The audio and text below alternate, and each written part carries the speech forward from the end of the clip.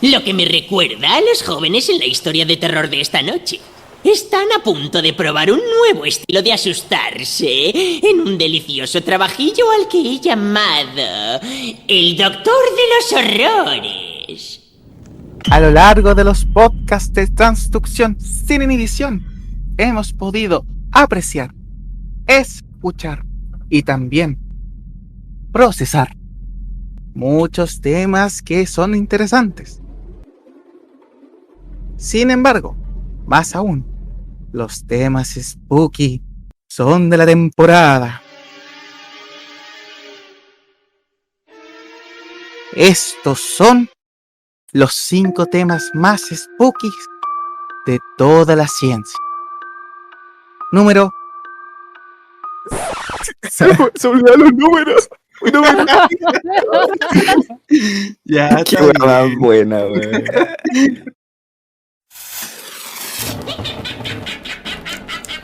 Arripotínguense en torno a los fuegos de la verdad y del terror. En unos palitos al fuego, weón, está muy Qué oscuro. miedo. Quiero cocinar unos marshmallows antes de la fogata. Ya, pero que no se te quemen. Que corra. Chiquillos, chiquillas, siéntanse cómodos porque voy a comenzar con una pequeña historia que la verdad es... no es apta para personas sensibles porque trata sobre un tema delicado, especialmente por el hecho de que trata con animales y está muy ligado a lo que es la bioética en sí. Pero pongámonos en contexto. Esto pasó a inicio del siglo XX y se relaciona con unos experimentos que realizó un biólogo soviético de nombre Vladimir Petrovich Demikov.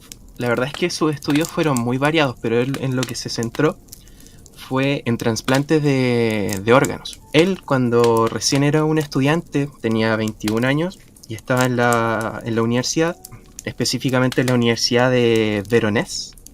Voronezh, no sé cómo se pronunciará, pero bueno, lo pueden buscar. Mientras él era estudiante, desarrolló un corazón mecánico, si es que se puede llamar de alguna forma, y lo que él buscaba era tratar de hacer que la circulación sanguínea siguiese su rumbo, a pesar de no tener una fuente mecánica que impulsara la sangre de forma biológica, como lo es el corazón. Entonces, él desarrolló este aparato y pudo hacer que una cabeza de perro, que obviamente fue cercenada previamente, amputada, si es que se puede decir de alguna forma, siguiera reaccionando. Me explico. Ay. Este aparato estaba conectado obviamente a unas mangueras con los vasos sanguíneos principales de la cabeza del canino y comenzaba a bombear sangre de forma entre comillas normal. Y bueno, obviamente la oxigenación y la nutrición cerebral seguía de forma normal. Y fue muy interesante y revelador en aquella época porque ¿cómo puedes hacer que una cabeza siguiera respondiendo a estímulos que tú le hicieses a esa cabeza cercenada? Porque respondía en el sentido de que, onda, así como tú le pinchabas la nariz y el perro como que movía la nariz como como si le picara, ¿cachai? Mi corazoncito. No, sí, es terrible. De hecho, hay videos. Está en YouTube. Son videos explícitos. A todo en YouTube, hermano. Está todo ahí. Ay, no. Y respondía a estímulos, por ejemplo, a sonidos fuertes. Bueno, en el video mostraban que si tú agarrabas un martillo y le pegabas a la mesa, o sea, al lado de la cabeza del perro, el perro respondía moviendo la oreja. Y bueno, generaba un montón de otras respuestas que hacían dar cuenta de que el perro aún seguía vivo, entre comillas. Y es muy loco. Bueno, este descubrimiento que hizo Demikov fue pionero, porque la verdad es que en aquella época ya se estaban empezando a hacer investigaciones de trasplante de una especie a otra, entre mismas especies, pero no se había logrado de forma tan concreta como lo hizo él.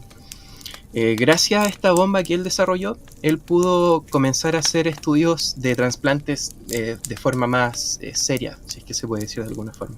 Por ejemplo, él fue una de las primeras personas que realizó un trasplante de corazón heterotópico.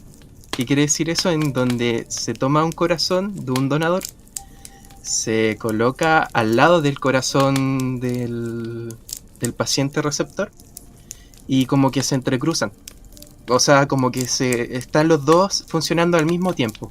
Y esto es como de alguna forma para que el corazón que está dañado, que era propio del aceptor, siguiese funcionando, pero después este sería retirado y reemplazado por el otro que se había colocado después. Y esto se hace más que nada como para que el corazón que se fue donado no genere un rechazo. Y la verdad es que se hicieron otros experimentos relacionados con este tema. También hizo un trasplante de pulmón completo y también hizo trasplantes de corazón y pulmón completos. O sea, trasplantó todo el sistema corazón-pulmón de un donador a un receptor. Y todo gracias obviamente por esta bomba que él desarrolló. Y ya yéndonos un poco ya mucho más, algo mucho más tétrico se puede decir, es que este científico hizo bueno, que la verdad hoy en día ya no estaría aceptado por ningún comité de bioética ni por nada del mundo, en donde tomó un perro y lo que hizo fue conectarlos a través de vasos sanguíneos principales. A ver, tomó un perro, que es muy difícil de explicar porque me da cosita. Como Cat Dog. No, o sea, ay, tomó un perro grande y tomó un perro chiquito. La cosa es que el perro chiquito lo cercenó, entre comillas, le amputó toda la parte desde las patas delanteras hacia abajo y tomó la parte desde las patas delanteras hacia arriba, con la cabeza incluida, y lo colocó sobre un perro grande y los unió a través de sus principales vasos sanguíneos. Entonces el perro chiquito seguía recibiendo sangre y respondía. O sea, después de la cirugía estaban los dos perros unidos y el perro chiquito seguía respondiendo a los estímulos. De hecho, como que si el perro, como que si funcionara de forma normal. O sea, es como que, no sé, es muy raro. De hecho, como que jugaba con el perro grande, así le mordía la oreja. Era como un perro normal, como si viviera de forma normal. No puede ser. Y, No puede ser, ¿y sus siameses artificiales? sí, claro. Y fue muy loco. Pero no fue un Cat Dog, fue un Dog Dog. Claro, un dog. Dog al cuadrado. Sí, un Dog al cuadrado. Uy, y bueno, una locura. Oye, perdón, es que como si me traba, es que de verdad me da mucha cosita esto. Y bueno, gracias a esos experimentos, si bien no son muy, para hoy en día sería ya rechazadísimo total, o sea, no se podría hacer hoy en día y de hecho da cosa. Gracias a esos experimentos se pudieron desarrollar distintos métodos paliativos para problemas cardíacos y de hecho, gracias a esto, el doctor Christian Barnard, un médico cirujano sudafricano, pudo realizar el primer trasplante de corazón en humanos. De hecho, fue una historia muy loca porque a partir del experimento de este perro bicéfalo, si es que se puede decir, obviamente esto causó revuelo, llegaron noticias a todas partes y llegó obviamente a este médico. Y este médico se emocionó mucho, dijo, wow, se puede realizar este tipo de cirugías y si lo aplicamos en humanos nos podría salvar vidas. Y claro, él se trató de contactar con Demikov a través del ministro de salud soviético de aquella época y le hicieron la tremenda tapita porque bueno, en aquella época era comienzo de la década de los 60, estaban en plena Guerra Fría y le hicieron la tapita y no se pudo hacer mucho. Bueno, al final Barnard fue hacia Moscú como turista y se contactó con Demikov. Se quedó en su laboratorio un par de meses, un tiempo ahí, para aprender todo lo que él había investigado y todos sus descubrimientos. Luego se fue nuevamente a Sudáfrica y en 1997, en el hospital de Groote Schuurs, creo que se pronuncia, en la ciudad del Cabo, realizó el primer trasplante de corazón en humanos. Y, o sea, pucha, igual es como, wow, estos experimentos muy locos dieron o sirvieron de alguna forma para ayudar al ser humano, y la verdad es que se puede debatir un montón al respecto y es muy loco, porque si bien se hizo sufrir a animales, Un desquiciado visionario. claro, y de hecho él mismo decía, estos experimentos en algún momento van a causar un impacto en la humanidad, porque es algo que nunca se ha hecho. Y bueno, lo dejo hasta ahí porque yo ya la verdad es que me puse muy nervioso con lo que le conté y no, bueno, una locura. Por eso son importantes las normas de bioética en la comunidad científica. Sí. Pero, no sé, es que es bastante controversial como tú lo dices. El hecho de que esos experimentos tan trágicos y explícitos hayan ayudado a que personas actualmente puedan tener un trasplante de corazón. Que de alguna otra forma quizás se hubiese encontrado una forma más segura de hacerlo, pero no sé, la ciencia es tan rara. Así que muchas gracias por contar tu historia, Spooky. Los cimientos de la ciencia son todos spooky. Oye, sí. Como Oye, que sí. Estamos espiando bajo cadáveres. Qué miedo. Igual no me voy a evitar acordar de como esta estatua rusa, como a los ratones, como este ratón que está tejiendo como una cadena de ADN, como que me da penita. Sí, sí. bueno, muchas gracias a todos aquellos ratones que dieron su vida por la ciencia. Amén. Y perritos, También, per- pues, Qué perritos. Y a todos. con toda su voluntad. Sí. Laika, nunca te olvidamos. Ah. Siempre en el cobra. Oye, lo primero que contaste me acordé de las cabezas de Futurama. ¿No será? Oh, el presidente Nixon. Sí, no será. ¿No habrá sido como lo habrán tomado de inspiración? Matt Groening, que tenemos respuesta. Puede ser. Uno nunca sabe. Claro, pues. Y respecto de que para nuestra época, así como que obviamente desastroso usar un perro para esos fines, pues, más con tanta agrupación animalista y todo. Pero igual, yo creo que para la época también hubiese sido algo heavy, pues, solamente que en volada no había tanta regulación. Bueno, tampoco es como que ahora en temas de ética científica haya tanta regulación, pues. Claudio Hetz. Pero El mismísimo. no sé, ahí la dejo. Igual Oye. el estudio en perros ayuda bastante el tema de, por ejemplo, la diabetes, el conocer cómo funciona el páncreas y cosas así. Sí, se estudiaba en perros como vivos o buscaban perros en la calle, por lo que recuerdo. Era bastante trágico eso, pero permitió ese avance. Me hiciste acordar de algo que pasaba en la U cuando recién comenzó la U. No sé si sea verdad, pero Oh, cuentan las finalmente. malas lenguas que los perritos callejeros que estaban en la universidad desaparecían.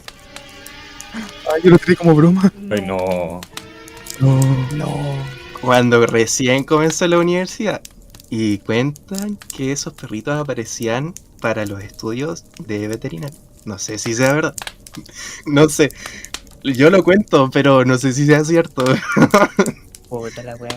En las manos llenas de sangre. Oye, ese sería un buen clickbait, así como el mayor secreto de la Universidad Austral.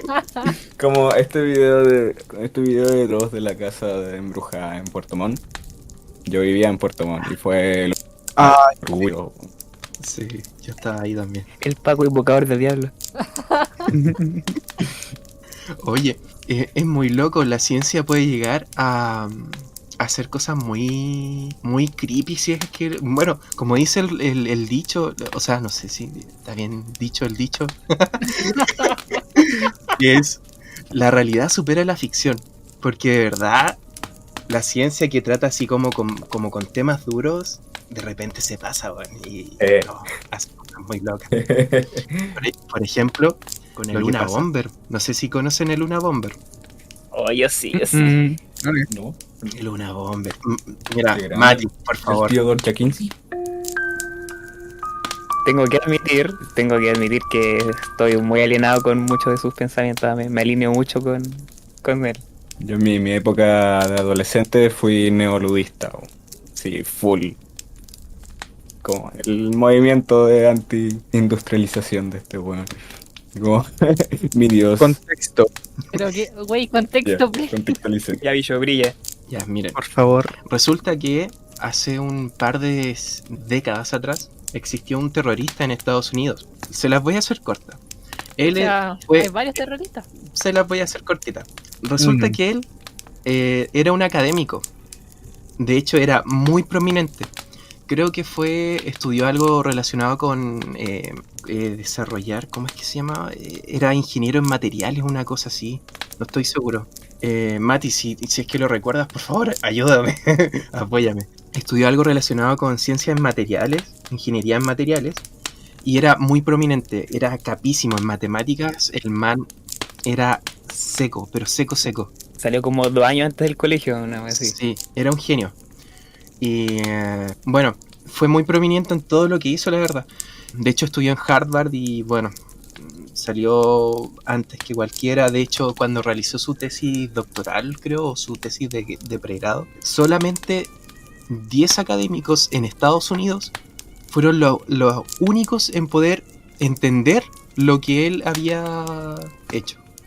Y estaba relacionado como con matemáticas, no sé qué cosa.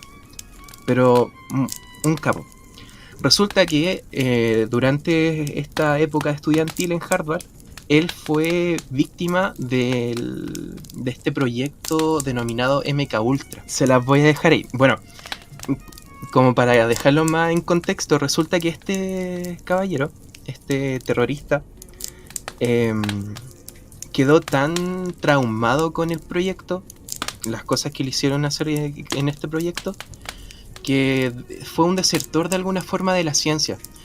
Su pensamiento fue, si bien él desarrolló casi toda su vida en torno a la ciencia, las matemáticas, desertó a esta por decir que la ciencia era un impedimento o un obstáculo para el desarrollo de la sociedad.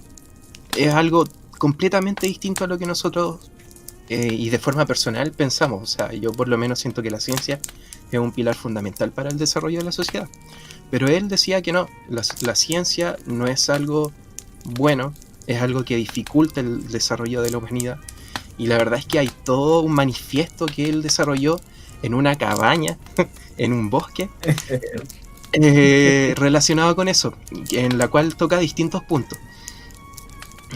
Bueno, para el que tenga interés y poder de alguna forma aprender de estos puntos o conocerlos, porque la verdad es que tiene muchas cosas que se pueden debatir y yo personalmente no abogo por ese tema o en su forma de pensar.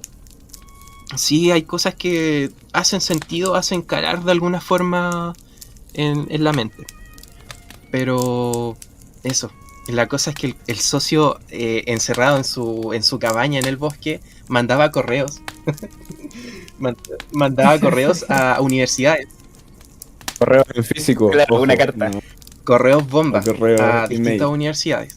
Y ¿Con Antrax Bombas. o bomba, literal? bombas, boom, Ah. capunch. Claro, un paquete. Se detonó. Sí, que va- y de hecho Ni siquiera cajas, una carta, man, que se habría explotada.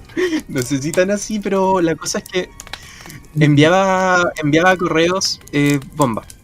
Y en algunas otras ocasiones creo que algunas explotaron y otras alcanzaron a ser interceptadas. Y fue muy difícil poder encontrarlo porque el tipo era un genio. Era un genio.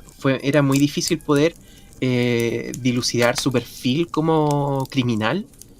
Bueno, porque bueno, todo esto se pudo hacer gracias al FBI, todas las investigaciones que se hicieron, bla, bla, bla. Pero fue muy difícil poder encontrarlo. De hecho, pasaron muchos años antes de que pudiera ser descubierto. Ojo que sigue vivo. Sigue vivo. Aún sigue vivo. ¿Preso o sigue suelto? Eh, No, está preso. Sí, Está sí. preso. Está que Sí. no. Y bueno, esto, Y si era tan inteligente, ¿por qué se murió? claro. ¿Por qué lo atraparon? Y bueno, y esto da pie al MK Ultra, que Mati quería hablar sobre el tema. Puta, Sí, que es la, claro, o sea, uno se pregunta cómo alguien termina así, o sea, ya claro, podéis tener ciertas tendencias como a, no sé, pues igual afecta a la cultura o ver muchas weas, onda, datos. Yo diría que uno de los importantes precursores como de la antiindustrialización es Tolkien, porque, puta, no sé si han leído como los libros los libros del Señor de los Anillos, pero se deja mucho ver en weas como cuando está Saruman en Isengard haciendo como su wea de ejército orco que lo saque y los arma y destruye todo. Es un paisaje terrible natural Isengard y este bueno empieza a hacer bolsa todo para sacar minas y armaduras para su orco.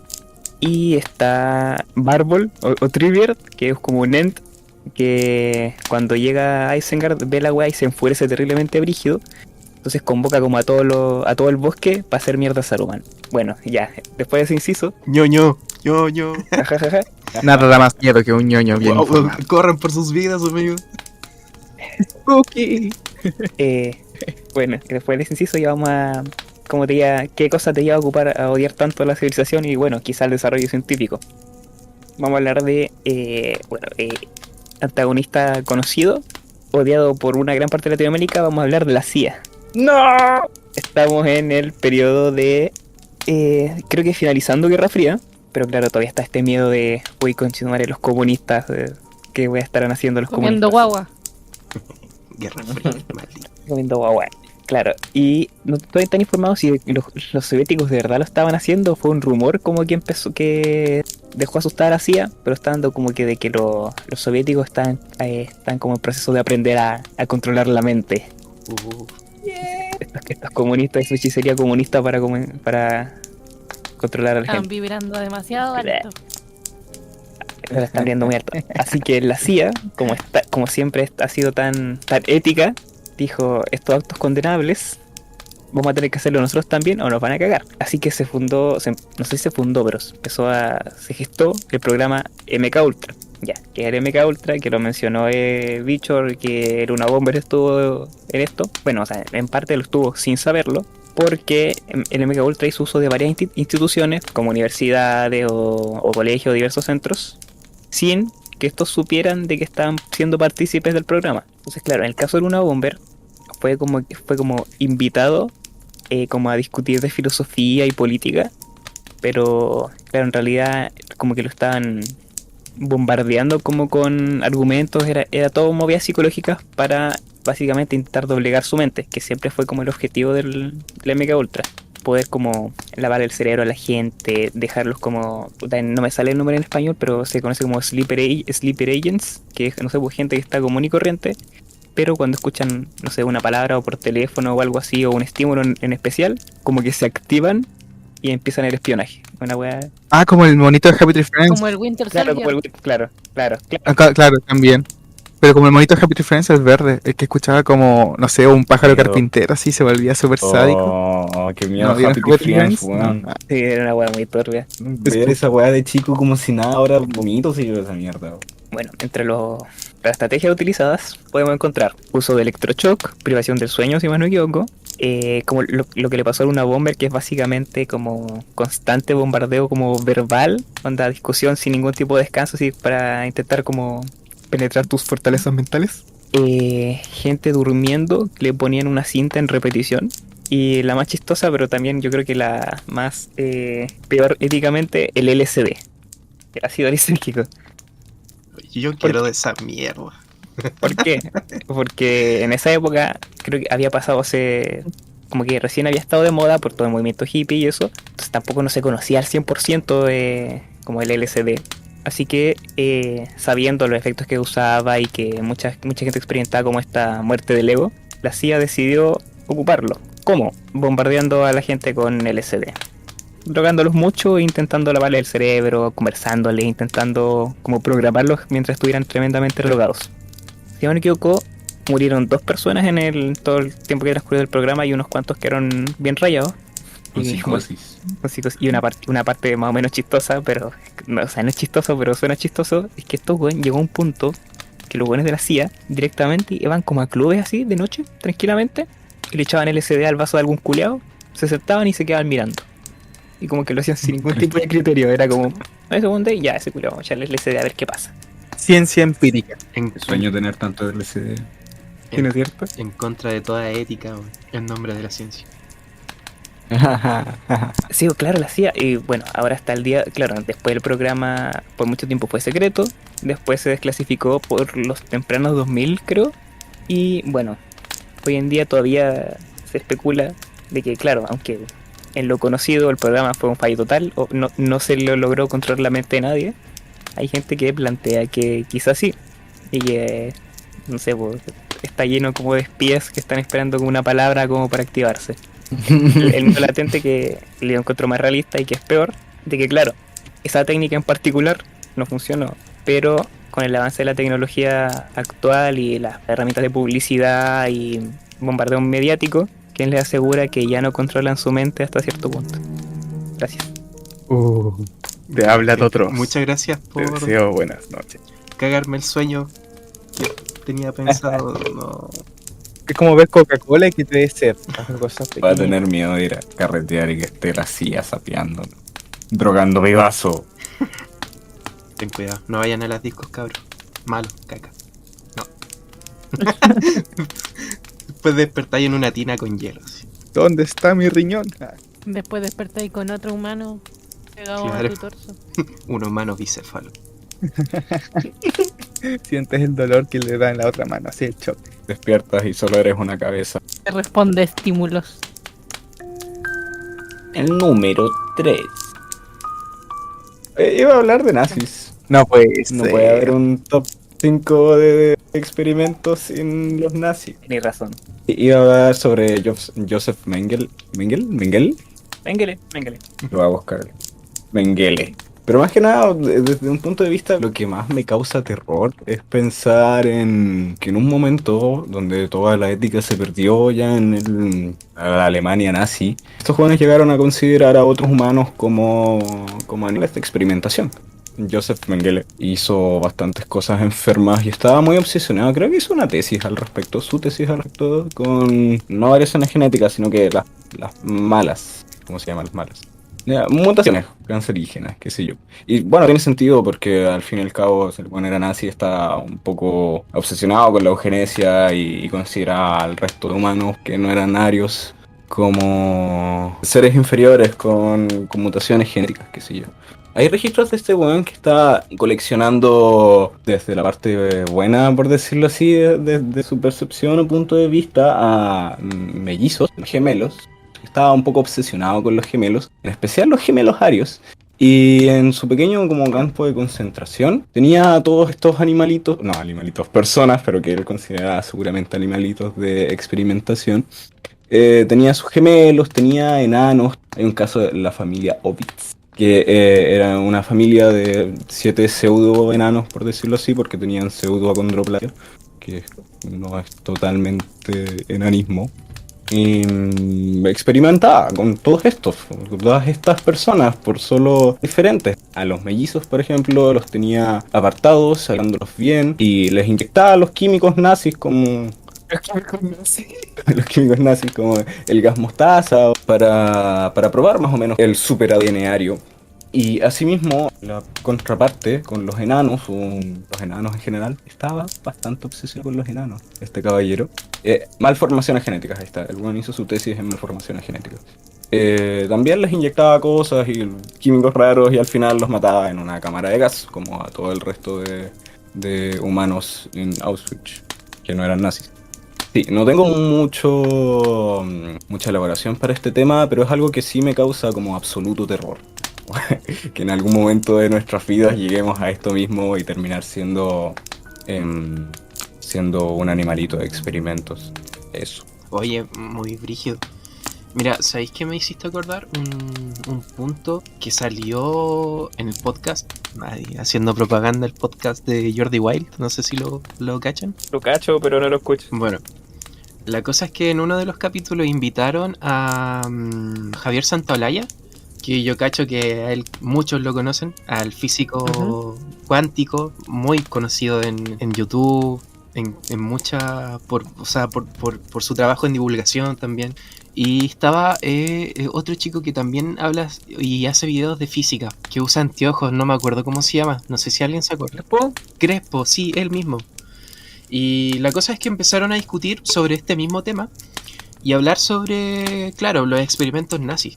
Que todo lo que ellos hicieron estuvo mal, fuera de toda norma de ética y moral también. Pero gracias a esos experimentos ayudaron a desarrollar la ciencia. Y no por el simple hecho de que estuvieran fuera de la ética hay que desecharlos.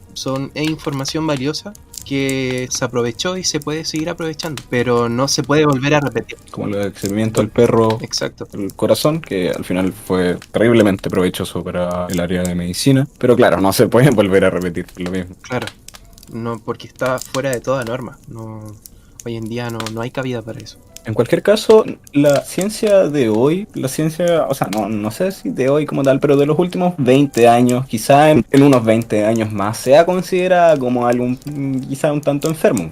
Quizá para el momento de evento con el perro y el corazón mecánico no era tan alocado para la comunidad científica. Pensaban, era un perro nomás, seguramente. Sí, claro. Igual que ahora no sé, pues. No, un bicho no. Un ratoncito, ¿no? El ratón. Es que tampoco había tantas regulaciones antes con el tema de, por ejemplo, con el mismo trato de humanos. Cuando se descubrieron los corticoides, creo. Se le dio una dosis a un pintor que tenía problemas y la dosis no era regulada para nada. Esto no sé si es chamuyo, pero de verdad me acuerdo que era eso. La dosis no se regulaba. Entonces, actualmente las dosis, todo se tiene que regular, fases clínicas, toda la cosa. Yo cacho que pasaba lo mismo con los perros. Actualmente todavía hay personas que no consideran a los perros como seres sintientes. En ese tiempo quizá la misma comunidad científica aceptaba eso, ya que era un modelo experimental más grande que usar ratones. Que también hay que recordar que los equipamientos de ese tiempo eran bastante rústicos. O sea, no eran como un serrucho y martillo, sino que eran en comparación ahora que es bastante fino. Entonces yo creo que se permitía en cierto modo porque es por la ciencia, ¿cachai? Y si bien hizo un aporte gigante, igual cabe el debate de si éticamente, bioéticamente, es comprensible o no. Porque es lo que hemos estado hablando en este Spooky Special. También, por ejemplo, todos experimentos culiados nazis, fueron antes de la creación de los derechos humanos. Y no estoy muy seguro, la verdad, no tengo bases para lo que voy a decir, pero es posible que estas personas, que no quiero decir sacrificio, porque fue una violación a sus derechos humanos y finalmente terminó en su muerte, pero su muerte no había sido en vano porque seguramente avances científicos se hicieron con esto. ¿Sí? Sé que en los juicios de Nuremberg, por ejemplo, habían hueones tan nazis como hasta la raíz, que los condenaron a muerte, si no me equivoco, porque ¿qué más podías hacer con este hueón? Si no era como culturalmente nazi o nazi porque tenía miedo a los otros nazis, sino que literal odio o denigración pura a otro ser humano. Entonces, para la época, para una comunidad nazi, esto, claro, era diferente a lo que quizás hacemos ahora con ratones. Interesante, es un tema para debatir, para largo, así. Se pueden sacar muchas cosas de ese tema. Muchas gracias, Bruno. Número 2. Aquí necesito aportes, necesito sorpresa, porque no hay nada que asuste más que aprender. Así que vamos a aprender de producción en levaduras. ¡Wow! Esto es muy extremo, No, así que por favor, Eso. abróchense ¿Qué los es pantalones. eso? ¿Es una bacteria? ¿Es una planta? ¿Es un animal? No, es un hongo. ¡Es un hongo! Bueno, el tema de hoy va a ser que no puedan dormir en la noche, porque vamos a hablar de arañas, telarañas, y cómo se pueden producir esas telarañas gracias a las levaduras. ¿Por qué es un tema spooky? Porque a mí me da miedo las arañas, así que es muy válido. Oye, sí, hay personas que le tienen, pero terror a los insectos y a las arañas en específico. Pero las arañas no son insectos, amigo. Sí, a los insectos en general y a los arácnidos como las arañas, porque tienen un cefalotórax y un tórax y tienen 8 patas. Oh. Wow, amigo. Me dio mucho miedo aprender eso. Hay algunas arañas que, como, no sé, una araña de rincón bien grande. Yo al menos no le tengo mucho miedo a las arañas, acerco y las toco. Pero me pasó una vez que estaba en el baño de noche y miré al lado y vi una araña de rincón enorme y me produjo tanto terror tan profundo que la agarré y la puse en un frasco y la miraba Y me provocaba ese terror como algo que está implantado en mi ADN.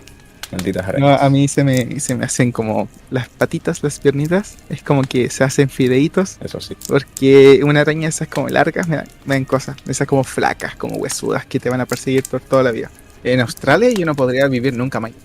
Nunca. Oh, no. Ya, po. Volviendo al tema principal. Las arañas sabemos de que producen tela de araña o seda. Esa tela de arañas es muy resistente. De hecho, la tela de araña en sí es una proteína. Y las proteínas son una secuencia de aminoácidos que componen esa como la consistencia de la tela de araña. Cada araña hace su seda dependiendo de las necesidades que deban hacer. Por ejemplo, hay un tipo de tela de araña que es para que ellos como que se cuelguen. Hay otra que es para hacer como el capullo donde van a poner sus huevitos. Y hay otra telaraña que es tan resistente para aguantar los elefantes. Por eso es la canción, po. Oye, o sea que las arañas, dependiendo de la ocasión y de las necesidades, van a producir distintos tipos de... La conformación sustancial de la telaraña cambia. En efecto, compañero bicho. Wow, ya. Compañero bicho. Wow. Sí, de hecho, como les decía, las telarañas son proteínas. Y por lo que leí y vi en un video de YouTube, lo vi en un TikTok, se puede hasta conformar por 28 diferentes tipos de proteínas, solamente una telaraña. Entonces, recordando un poco de cómo es la biología molecular de una proteína, las proteínas son secuencias de aminoácidos, como mencioné, y que cada aminoácido como que se achoclona en monómeros, ¿ya? Son como, los monómeros, piénsenlos como legos, y cada lego dentro de su lego tiene como más piezas chiquitas, ¿ya? Y entonces, cada lego le da una cualidad importante a la telaraña. Entonces, en un video que vi, mostraban de que, si es que, por ejemplo, en la tela de araña predominaban la conformación espacial de alfa hélice, por ejemplo, que las proteínas, recordando, se pueden como plegar, se pueden dar vueltas, se pueden poner como sea. La telaraña es elástica. Si es que tienen como beta hojas, es más resistente. Si es que predomina el aminoácido prolina o glutamina, creo, es como más sticky, más pegajoso. Entonces, dependiendo de lo que estén haciendo, las glándulas de la araña como que se adaptan al momento y van secretando diferentes como telas de araña y las van combinando. Y eso hace que cada telaraña sea única en sí. De hecho, es como un milagro de la naturaleza, ¿sí? El hecho de que las telarañas puedan como adaptarse tan brígidamente a las condiciones o lo que quieran hacer. Esto nos lleva a cómo podemos producir telas de araña. ¿Por qué? Porque estas telarañas tienen implicancia tanto como para generar un Spider-Man, así como que puedas tener el tirador de arañas en tu muñeca y presiones el botoncito, salga una telaraña suficientemente resistente como para que tú te puedas balancear, como para investigación en general. Es como interesante también el pensar cómo podemos sintetizar o cómo podemos producir a gran escala telaraña brígida, así como resistente, elástica, pegajosa y que tenga la fuerza suficiente como para mantenerse. Y eso es lo que les quería hablar. O sea que, a ver, juntándolo con lo anterior, puedes hacer que en hongos, en mutantes, se pueda producir telaraña, ¿cierto? Ajá, a través de un plasma. Wow. Pero, ¿y esa telaraña cómo se secreta? O sea, como... Sí, a esto vamos. Es que yo me voy a guiar por un video que vi, de Ujú. que es bastante bueno porque va explicando paso a paso cómo es la formulación de en sí esta investigación. Que el investigador quería llegar desde telarañas hasta generar telarañas en levaduras. ¿Y por qué levaduras? Porque en realidad las levaduras, en comparación a las bacterias, son mejores como produciendo grandes cantidades de algo. En sí van a producir como a mayor escala, en este caso, esta proteína. Sabemos de que las levaduras están presentes en el alcohol, la cerveza, en la fermentación del pan, por ejemplo.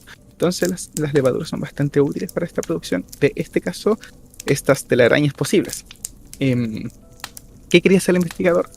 En realidad, cuando se hace esta investigación es sencillo pensar, ya, tomo una araña, la araña que yo quiero, la más bonita, la muelo para extraer su ADN. Su DNA. ¿Por qué todo se muele? No. No, bioética, no. No. Ya. Extraigo su DNA sin molerla.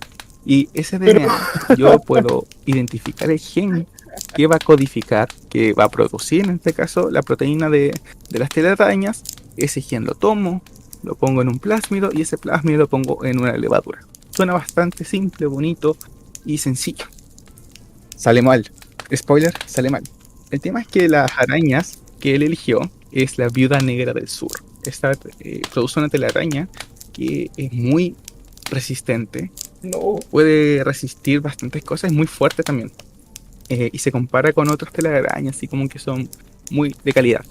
El tema es que el investigador lo que hace es tratar de extraer el DNA y se rinde finalmente porque compró las arañas en eBay como ya preservadas en etanol.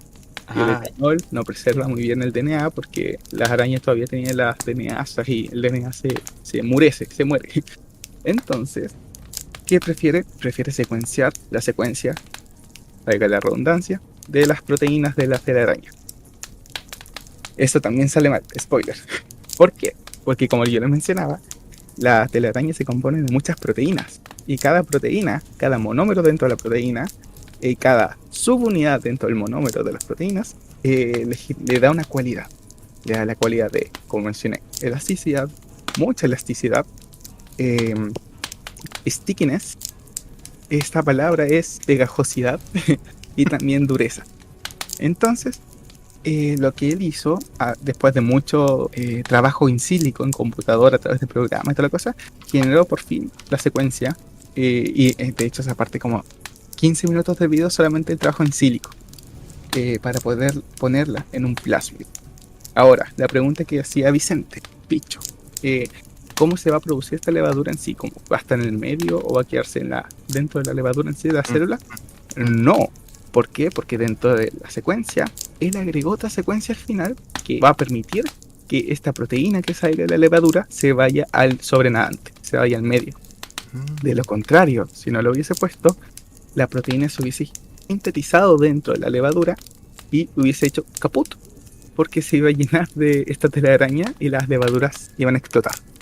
Entonces, en teoría, deberían explotar, porque se genera mucha proteína y como no tienen transportadores para poder sacarlas, ¿qué hacen? Se mueren. Entonces, por eso es muy importante ponerle esa secuencia para que salga al medio extracelular.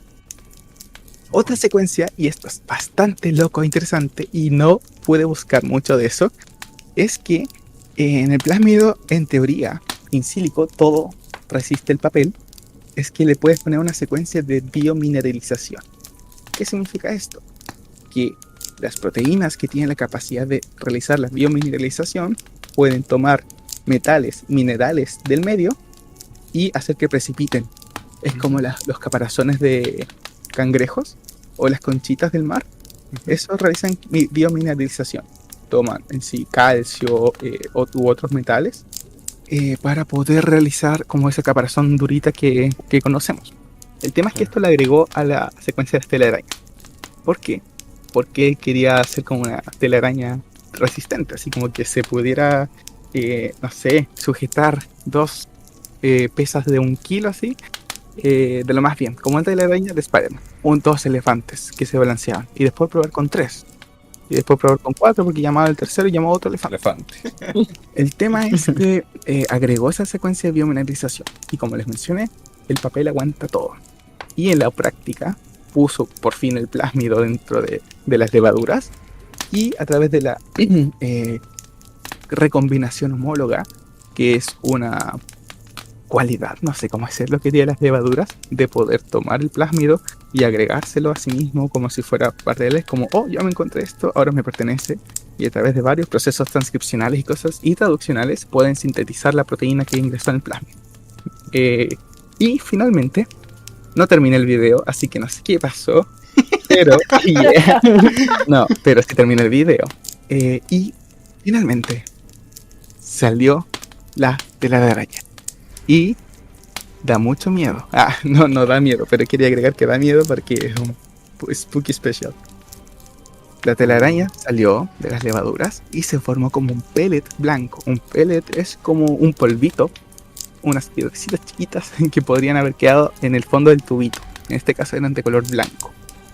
Entonces hizo diferentes pruebas, hizo un PCR para ver si es que se había ingresado, es quien bien. También hizo una prueba poniendo óxido de... Bueno, él puso carbón dentro del medio para ver si es que la biomineralización funcionaba. Y sí funcionaba. De hecho, como que se cuajaba, entre comillas, como que precipitaba ese carbón que puso en el medio que tenía las levaduras con este gen, este plásmido ingresado. Y finalmente se pudo producir esta tela de araña. Y después de mucho dinero, mucho tiempo y mucha frustración, que es en resumen el trabajo científico, y mucho miedo, claro, se logró tener esta telaraña, esta seda de araña de especial que él inventó. Miedo. Así que ahora viene el tema de después de la producción en masa, o si funciona, o si tú puedes aislar esta tela de araña y usarla. Imagínate tener tu propio lanza de telarañas y viajar por Nueva York salvando viejitas de explosiones. Sería bastante cool. Tiene muchas aplicaciones empíricas. Puedes pelear con hombres robot. Y se me olvidó que estaba hablando porque empecé a pensar en Marvel. Pero eso, muy interesante este tema y da mucho miedo, así que... ¿Ya quién fue? Oye, súper interesante. Ajá. Muy loco. Pero ¿sabes de lo que me hiciste acordar? Pero la verdad es que no he leído ningún artículo al respecto ni nada. Pero lo vi en un artículo científico. Pero creo que lo vi en algún video en donde produjeron cabras mutantes que a través de la leche podían generar tela de araña. Eso sí es Puki. Onda así como que tú ordeñas a la cabra y sale tela de araña. El Spider-Man, coche tu Cabra araña. Pero mira, la dejo hasta El ahí. multiverso. Y sale entero. La dejo hasta ahí. Una Spider, cabrón. Porque la verdad es que no sé si sea cierto. Pero bueno, para que lo busquen en su casa, no sé. Pero muy loco. Oye, todo esto, las levaduras como que están súper rotas. Han cargado a la humanidad desde tiempos inmemorables. Las bacterias también son las otras brígidas. Los cimientos de nuestra sociedad están sujetados por las levaduras. Los hongos en general son como los organismos más ancestrales dentro de la filogenia de las especies. Ah, ya me puse chamuyento, ¿cachai? Ya, en la que ya, voy a decir claro. el WhatsApp, cualquier cosa por el muy Ya me voy, chao. El señor que llevaba años en bioga. Oye, pero hablando en serio, los hongos y en general los microorganismos son los que dominan el mundo. Y sin los hongos no existiríamos, porque son los recicladores de la materia orgánica. Tengo entendido, me dijo el gran Sigifredus, que cuando los organismos pluricelulares colonizaran la superficie terrestre, no en el agüita, está como vegetal. Y esa reina vez tuvo que llegar ahí, estos como organismos pluricelulares vegetales, pudieron colonizar la superficie vegetal, o sea, terrestre, por simbiosis con hongos. Oh, me hiciste acordar de otra cosa. Hay un hongo que puede controlar el comportamiento de hormigas. Sí, The Last of Us. ¿cierto? Ah, ¿con las esporas o no? The Last of Us. No sé, solo sé que controla el comportamiento de hormigas Ah, ¿sí? cuando infecta el sistema nervioso o algo de lo que tengan los insectos. Oye, pero las hormigas fuera del deseo son súper fáciles de controlar. De hecho, tú le pones... Ay, no me acuerdo el químico. Hermano, que hablábamos de los experimentos con animales. No, pero es que las hormigas cuando mueren liberan un químico que se me Yo olvidó. también vi eso.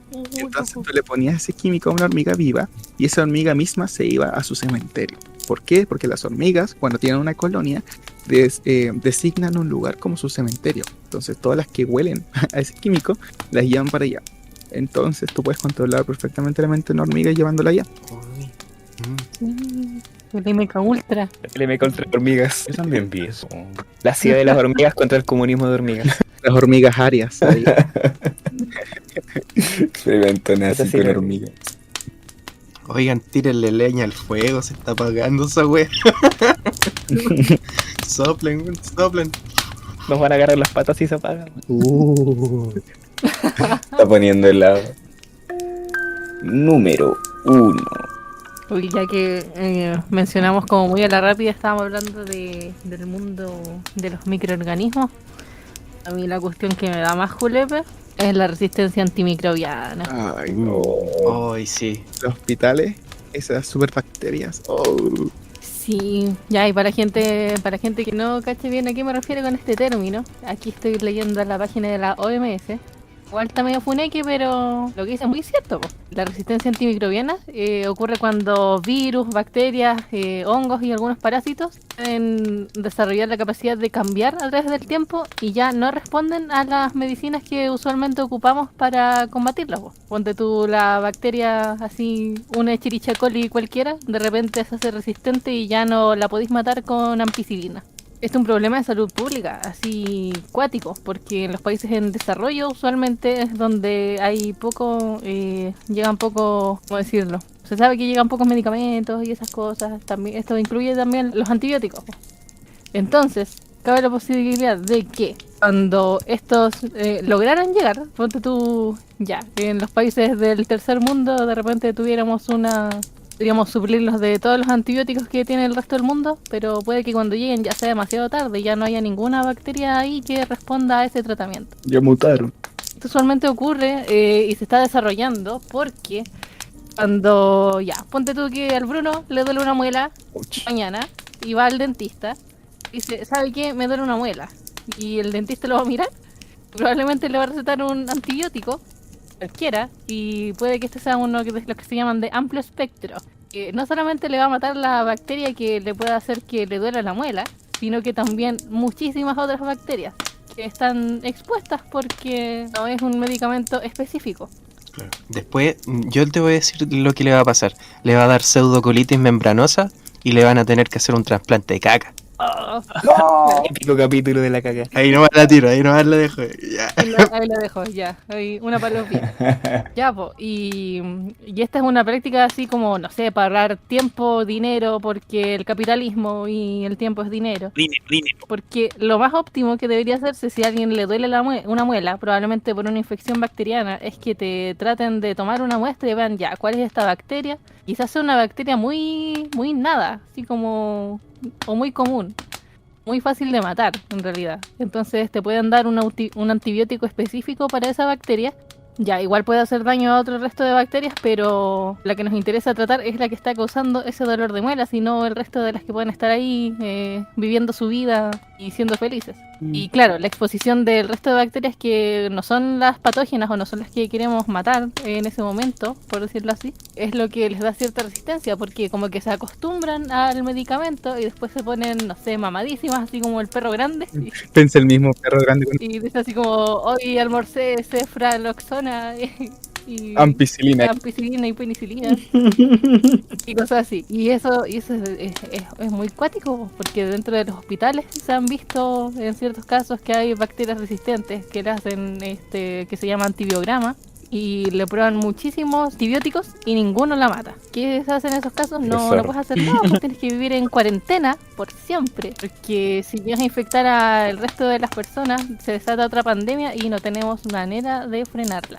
Me acordé con eso que tuvimos una clase de micología y hablaba de las cándidas, de que en realidad todas las personas tienen cándida en todo su cuerpo. Ay, y no. dependiendo del sistema inmune, sistema inmunodeprimido, cosas así, se genera una infección por cándida. En general, por lo que recuerdo, el cándida albicans es como el más brígido, así como a nivel mundial, que hay muchas cosas. Pero, no sé si es beneficio nuestro, pero también es como que nos ofende y a la vez nos halaga. En América Latina tenemos muy baja higiene en general en los hospitales, como que no se lavan las manos, cosas así.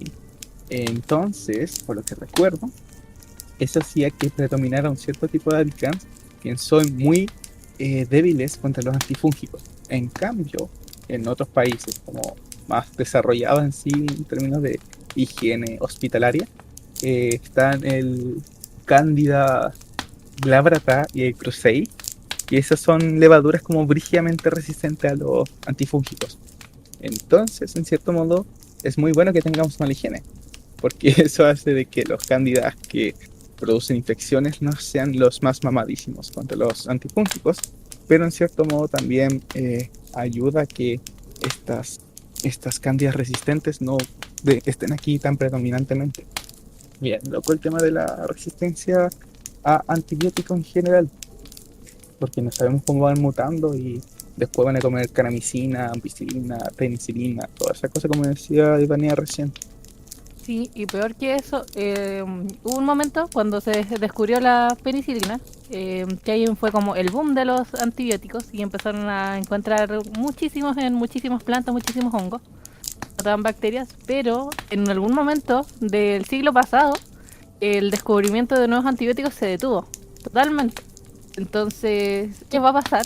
Sabemos que se está desarrollando esta resistencia antimicrobiana y no estamos descubriendo nuevos antibióticos que puedan ayudarnos como a paliar estos efectos. Muy cuático, que de hecho como el 2000, aquí leyendo nuevamente en la página de la OMS, hablaba algo acerca de que el 2018, 3 años atrás, había en el mundo unos 6 ensayos clínicos para nuevos antibióticos y de ellos solamente unos 2 eran completamente nuevos. Son ensayos clínicos y de hace 3 años probablemente no hayan funcionado muy bien. Si funcionan muy bien, sean para los ricos. Inspiración del día. Momento spooky.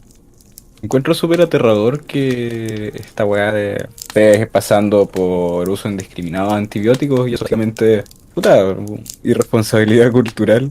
Me da miedo que sea culpa del ser humano, que nos vayamos a morir todos. Eso es por no tomarte los antibióticos los 7 días que corresponden. Por tomar antibióticos cuando tienes una infección viral. Viral, Claro. claro.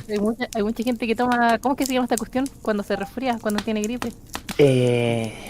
Ay, sé a la que te refieres, no me sale. Ciclovir que toman así, no, pues la ciclovir es el que tienen que tomar, parece. Ah, No me claro, acuerdo. sí, porque por el sincicial o puede ser un rinovirus. Tipo, ya, pero usualmente cuando tiene enfermedades respiratorias estas son causadas por virus, no por bacterias. Así Ujú. que siempre vaya a su médico y que lo testee para ver qué es lo que tiene y no se automediquen, por favor, porque eso contribuye también a la resistencia antimicrobiana. Si tomamos antibióticos por si acaso y porque sí y por siempre ahí su shot de Estás hablando de amoxicilina, que es el que yo cacho que es como el típico. y ese, su shot de amoxicilina todas las mañanas. Amoxia la avena.